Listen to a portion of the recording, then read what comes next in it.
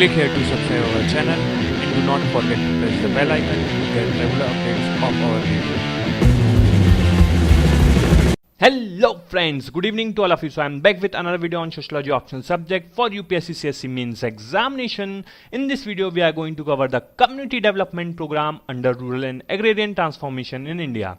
So friend, please do these shares, share as much as possible as you can. Comment and like the video and ask any doubt if you have. And now you can also follow us on FB page, that is facebook.com/Unorthodox Academy. So friend, as you know that we are covering slot 4, that is work, economic life, agriculture, industry, and paper 1 we have finished paper topic 6, that is works and economic life, and paper 2 we are presently continuing rural and agrarian transformation in India. So in this video we are going to cover Community Development Program. So M.S. Swaminathan once said that India inherited poverty, unemployment, lack of infrastructure, drought, famine, etc. from the Britishers in the form of independence, and there was a huge challenge to overcome these problems and brings Indian society on the path of progress. So in his word, there is nothing to celebrate on 15th of August 1947. So after independence, the policymaker realized that Indian society is largely a rural society which needs social transformation to change it from a static, orthodox and passive society into a progressive, dynamic and optimistic society. So by keeping these goals in mind, CDP was launched in 1952, that is Community Development was introduced in 1952. So first we understand the community. So basically a community, while in it consisting of several parts, it is also a part of a larger social system. It is a dynamic social unit which is subject to change of internal or external origin. Now we understand the term development. So the development connotes growth or maturations. It implies gradual and sequential phase of change. So according to MacIver, development to signify an upward course in progress, that is of increasing differentiation. So now when we analyze community development, so community development is a continuous process of social action by which the people of a community define their common and group needs, organize themselves formally and informally for democratic planning and action, make group and individual plans to meet their needs and solve their problems, execute their plans with maximum reliance upon their own resources, and supplement their resources from outside the community when necessary with service and material. So according to Carl Taylor, community development is a method by which people in village are involved in helping to improve their own economic and social condition, and thereby they become effective working group in the program of their national development. So this carries the assumption that people became dynamic if they are permitted to make their own decisions and are helped to carry on the program.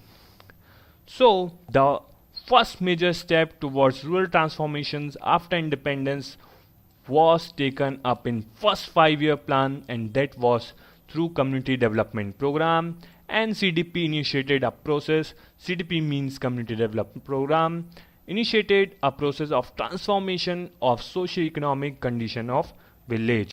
It was designed to promote better living for whole community with active participation of entire community. It aimed at inculcating in the villagers new desires, new incentives, now technologies and new confidence so that the vast resources of human resource may be used for growing economic development of the country.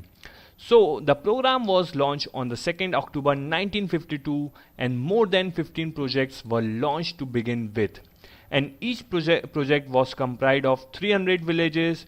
Basically we can say the 3 blocks, that means A, B and C blocks with a population of 2 lakh each, and these 3 divisional blocks of 100 villages were divided into blocks of 20 units of 5 villages each. For every unit there was a Gram Sevak. So for program implementation, the administrative structure, which consisted of 4 tiers consisting of center, state and districts and block, were created. The program was highly centralized, centrally controlled and executed. There was an administrator at the center, divisional commissioner at state and district level, and block development officer, that is BDO, at block level, and at the bottom of hierarchy there was a village level worker or the gram sevak. So basically the whole program was divided into three phases. The first phase is National Extension phase, and in first phase areas selected were subject to provision of services on the ordinary rural development pattern. In the second phase, that is intensive community development, the blocks that were selected were subjected to a more composite and increasing government expenditure, and in the last phase, that is post intensive development phase, it was presumed that the basis for self-perpetuations of development process has been created and the need for special government intervention reduced, and gradually these areas were handed over to the concerned department, and in this way the multi-purpose program of rural development was initiated. So in a single program they wanted to have a multiplicity of programs simultaneously introduced to bring development, and as far as the content of program is concerned, there was a various dimension or various projects or programs were in it. So the first programs were the constructional programs, and these involved building of schools, laying roads, dispensing building, community center buildings, houses for poor, drinking water resources, and etc. And the second programs were the irrigations programs, which consisted of constructing wells, canals, tanks, and etc. The third programs were the agriculture programs, which introduced soil conservation technique, reclamation of wasteland, encouraging farmers to adopt improved seed, manures, and pesticides. It also aimed to familiarizing farmers with better agriculture implements, consolidation of landholding, and etc. And the last were the institutional programs, sorry for the mistake, and they were also launched. So under institutional programs, youth clubs, women organization, Vikas Mandals, cooperative societies, veterinary dispensaries, primary schools, maternity center, midwife training centers, and etc. were started. So the community development program was designed on the basis of certain earlier experiment in the rural India, like that intensive rural development activities carried out at Sevagram and Sarvodaya centers in Bombay state, Firka development schemes in Madras Presidency, experiments to build community centers to refugees in Nilokheri, and on the times of some pilot projects initiated by Albert Mayers at Etawah and Gorakhpur in UP. So along with this, there was another realization that developed. Provincial autonomy was granted after Government of India Act. So Indians gained experience in administration. The main problem was that activities of various departments were not carried out in a coordinated manner, and all these experiments did not prove to be effective.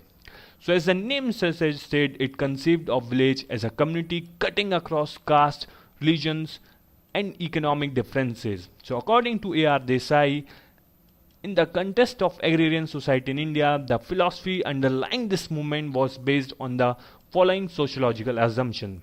The first assumption, that individuals and groups forming the village community have a large number of common interests and sufficiently strong to bind them together, that the interests of different sections of community are not irreconcilably conflicting, rather they are sufficiently alike to create a general enthusiasm as well as feeling of development for all. The second assumption is that state is a supra-class and impartial associations, that the major policies of the government are of such a nature that they won't or they would not sharpen the existing inequalities further. And the third assumption is government conceived of community development program to bring about rural industrialization by developing community as a whole. It is possible because members of village community interests have shared interests. If interests are promoted, it would benefit, and if difference exists, they can be reconciled. And there was a belief that state was impartial, so that is why there was a reliance on state as a basic instrument of transformation. So the programs also aroused enormous curiosity among social scientists, including sociologists, and it was in 1950s and 60s that they thronged Indian villages. Oscar Lewis, S.C. Dubé, David Mandelbaum, Daniel Thorner, etc. conducted numerous studies. Then S.C. Dubé identified some of the salient features of these programs, and they were as follows. The first is that this program recognized need for a unified and coordinated direction of development activities. The second, it also recognized need for associating non-officials and civil society with both planning and executions. They also streamlined administrative hierarchy into 4 tiers to reduce delays and red tapes. They tried to use various local agencies to mobilize popular participation. However, very soon it was realized that this program was not very successful. Balwant Rai Mehta committee led a general consensus and that the project was not successful in achieving the targeted objectives, and the failures were the first. The basic assumption that village as a community of shared interests went wrong. It was found that village had overriding interests. That state will act as a neutral and impartial and supra manner proved to be wrong.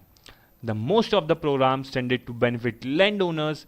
Gram Sevak and members of his caste received most of its benefit. High reliance on bureaucratic machinery alone for programmed implementation rendered the program ineffective. There was hardly any pupils' participation. Also, bureaucracy was not able to enthuse people for the program. There was no consultation, discussion, participation and suggestion of pupil. Decisions were taken at the top and they were ordered to ground level functionaries. Most of the pupil and even bureaucrats had no social service ethos and skills. There still remained a confusion regarding powers and duties of the functionaries.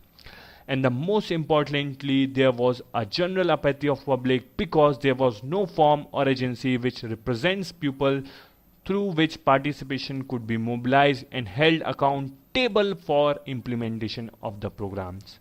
And it was also realized that villagers normally showed distrust at officials with whom they hardly had any communications and who were outsiders. So thus at the end of the program it was found that existing inequalities stood sharpened, so there was a serious thinking about efficiency of an area development approach. So then BKRV Rao considered CDP as a wastage of public expenditure and lacks of accountability. Then David Mandelbaum said that CDP is instrumental because caste inequalities and traditional domination which is intensive and pervasive in nature. Then Carl Taylor said that no doubt it is a noble initiative but impact felt only in certain areas. No development program is good or bad. The problem centers around eagerness, initiative and implementation of the project. So in a society characterized by gross inequalities, many programs tended to benefit the privileged. So by the end of second 5-year plan, we started moving away from community development program. From community development program, we moved to rural development programs. While approaches was changed to target group approach as a need and interest of different groups are different. That is why by third 5-year plan we had IADP, that means Intensive Agriculture District Program for rich, SFDP that means Small Farmers Development Program for landless, and MFDP that is Marginal Field Development Program for better peasants. Also separate agencies for each were created to implement these. So thank you guys for listening me and watching this video. Thank you.